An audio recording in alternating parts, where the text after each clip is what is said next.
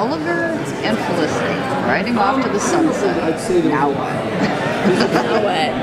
Well, we're going to pick them up, and they're going to be very happy at the start of season 4. And what we really want to do this season is explore what it's like to try to have a relationship in the Arrow Cave and outside. So they're going to stay together, but we're going to explore kind of the ups and downs of their boyfriend-girlfriend relationship while they're both out there being Felicity and Arrow.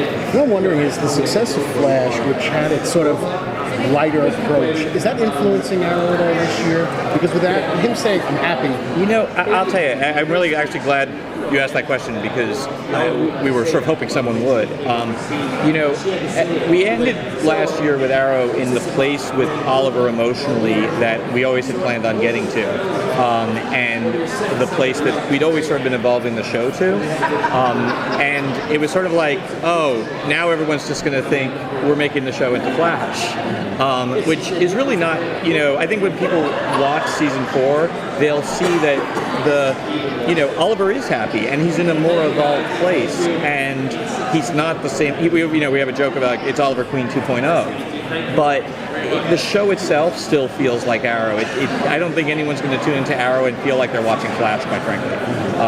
Even though it does have more humor, and even though Oliver, actually have Oliver cracking a joke in episode 2. Yeah, I mean, so it's actually it is happening, but that's always been part of the show's evolution. We always said the show's on a path towards the Green Arrow from the comics. It's a long origin story, and we're just playing that out. Can you tell us a little bit about the flashbacks in the first 2 seasons were all on the island, and then we had Hong Kong, and I think at the finale ended up, just forgot where he ended up. But he was boarding a ship to Coast City. Thank you. So, can you tell us a little bit about that storyline at all? Hints, give us any teases?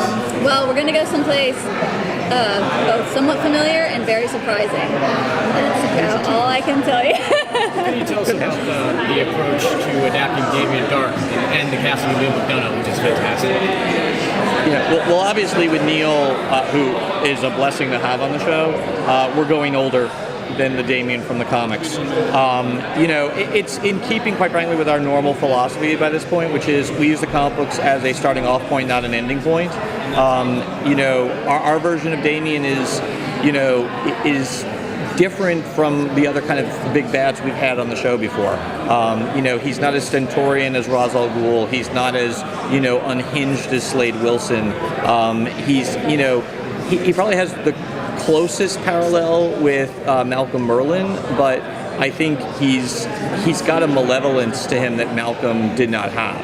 Malcolm, was basically always thinking, I'm doing what I'm doing to save the city, whereas Damien's pure evil, and he's a form of evil we haven't seen on the show yet. In many ways, I know I'm being long, but we always, sort of approached our big bads the first 3 years as we wanted them to be the hero of their own story. We wanted them not to be evil, and then this year we decided we're going to go different.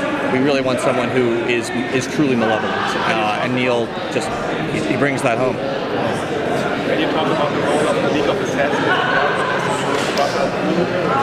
Yeah, I mean, Malcolm will be, obviously, we left him in Nanda Parbat at the end of last season, and although the main storyline will be with Damien and not with Malcolm, we're going to have a lot of fun with him kind of coming in and messing about with Oliver's plans, and also potentially with Damien, since they are enemies as well.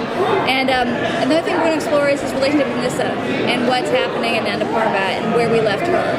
So those storylines will stay in Nanda Parbat, possibly come back to Star City as well.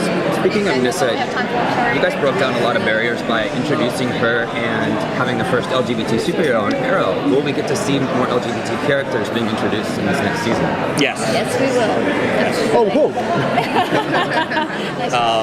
We can't talk about that as yet, but Nissa will be returning.